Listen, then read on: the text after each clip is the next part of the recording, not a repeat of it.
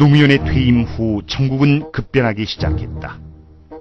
경제 살리기를 내세운 이명박 후보가 제17대 대통령으로 취임하면서 민주주의 원칙은 곳곳에서 붕괴되기 시작했다. 그러나 국민 여론의 귀를 막은 이명박 대통령의 불도저식 정책 추진 방식은 취임 석 달 만에 국민들의 격렬한 저항에 부딪히게 된다. 정부의 미국산 소고기 수입 결정에 항의하는 촛불이 전국으로 퍼져나간 것이다. 이명박 정부는 어떻게 이 위기를 돌파해야 할지 묘책을 마련하기에 고심했다. 반면 노무현 전 대통령은 퇴임 후 고향 봉하마을로 돌아가 시민 노무현의 삶을 시작했다. 야, 기분 좋다!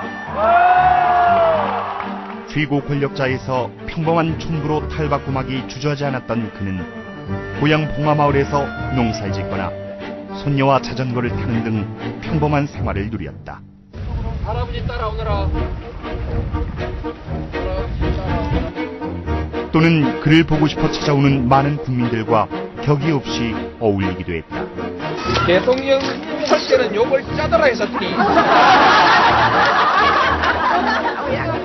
일할 때는 욕을 짜더라 했었더니 일 안 하고 노니까 좋대요. 이러한 생활에 대해 노무현 전 대통령은 진짜 권력으로 돌아왔다고 표현했다.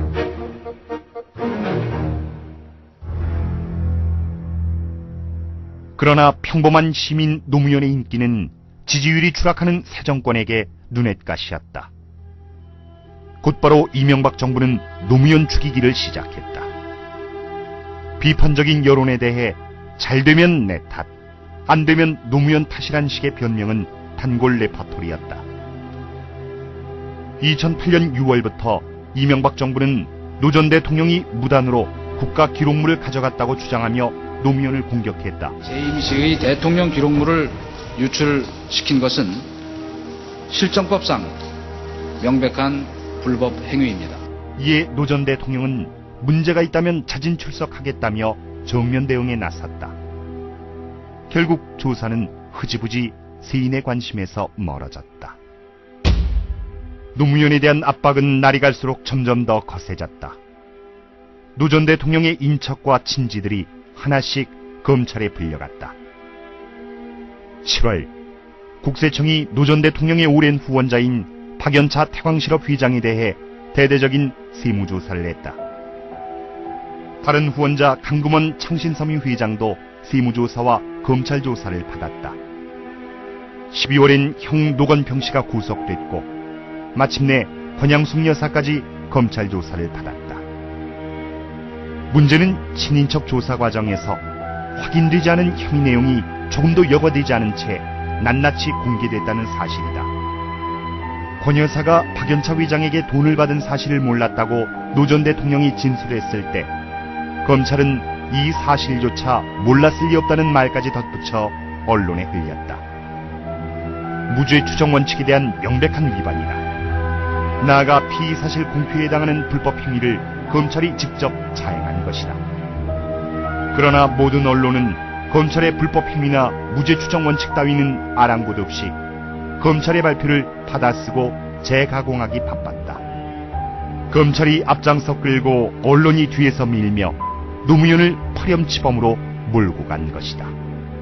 검찰 수사가 길어지면서 정권의 필요에 따른 기획수사이자 편파수사란 비판이 일어나기 시작했다. 검찰에서 그때그때 수사를 해서 거의 매일 브리핑했다 그러나요? 그리고 이제 기자들이 그걸 쓰게 되면은 그것이 이제 일반 대중은 마치 그것이 이제 진실처럼 보게 되는 것이죠. 그런데도 검찰은 무리하게 수사를 강행, 노무현을 궁지로 몰아넣었다. 현행법에 따르면 받은 금품에 상응하는 특혜를 제공하지 않았다면 뇌물수수죄는 성립되지 않는다. 더구나 포괄적 뇌물수수는 법조항이 아니라 판례의 형태로 존재할 뿐이다.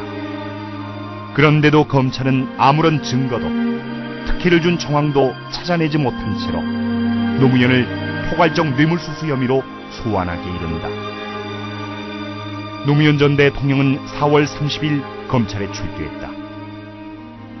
5시간 20분에 달하는 상경길을 방송 3사는 헬기까지 띄워가며 생중계했다. 그의 마지막 외출이었다. 그리고 2009년 5월 23일 제가 하고 싶은 노래는요.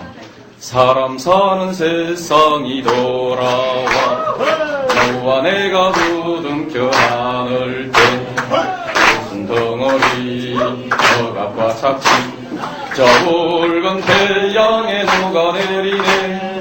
사람 사는 세상이 돌아와 너와 나의 어깨 동무 자유로울 때 우리의 다리 저절로 등기 거리로 달려가누나.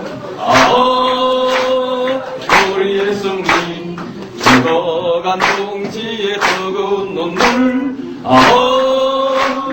이걸 거리는 빛으로 두려움 없이 싸워나가니 어머님의 맑은 웃음의 그날 위해.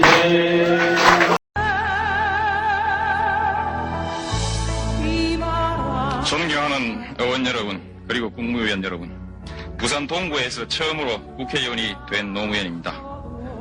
국무위원 여러분, 저는 별로 성실한 답변을 요구 안 합니다. 성실한 답변을 요구해도 비슷하니까요. 청년 학생들이 죽어가는 것은 감옥에 가서 참여해야 될 사람들이 권력을 잡고 온갖 도둑질을 다 해먹으면서 바른 말하는 사람 데려다가 고문하고 죽이는 바람에 생긴 일이니까 그 사람들이 임명한 국무총리와 국무위원에게 무슨 대책이 있으리라고는 믿질 않습니다. 물으면 제가 그러시고.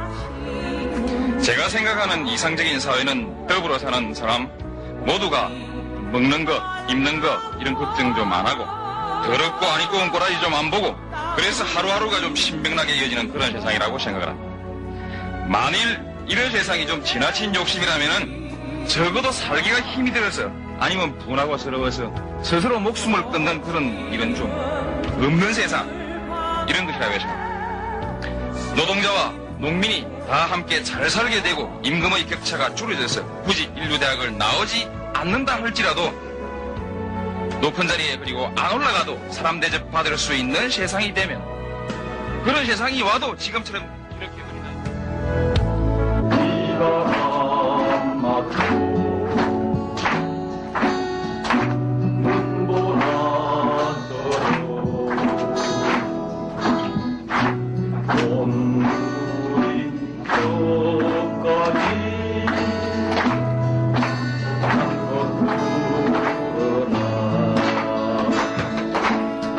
이절을 까먹었어요. 너무 긴다.